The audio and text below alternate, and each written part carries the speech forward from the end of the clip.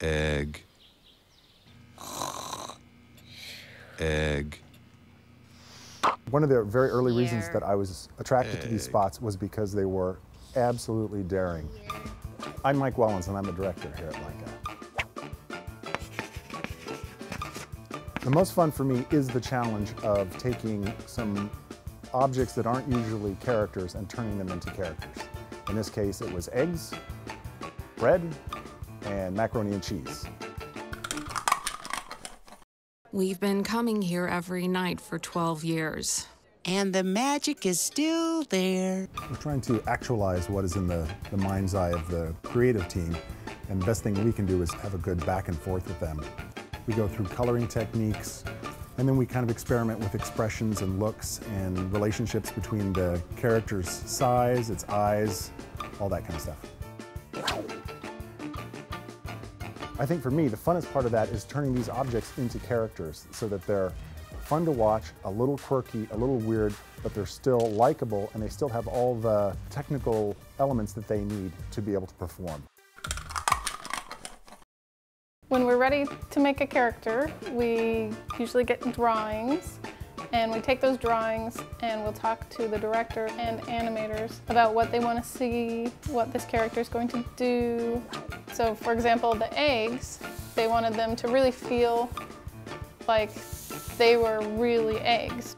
These started out as wooden balls that we added texture to, and they're actually just solid.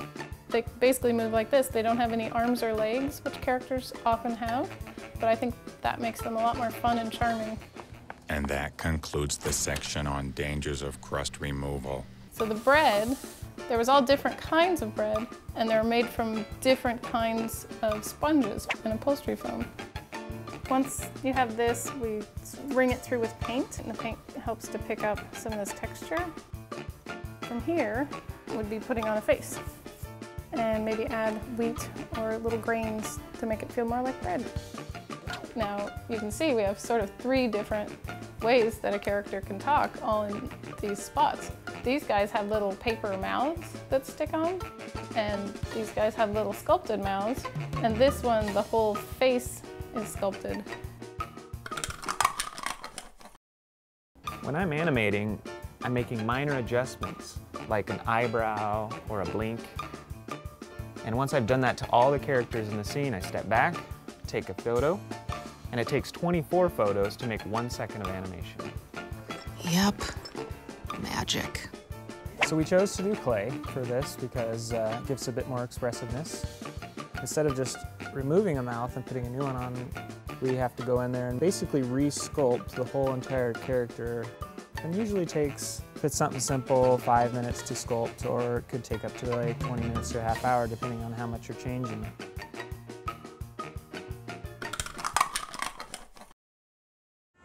Don't you just love this place?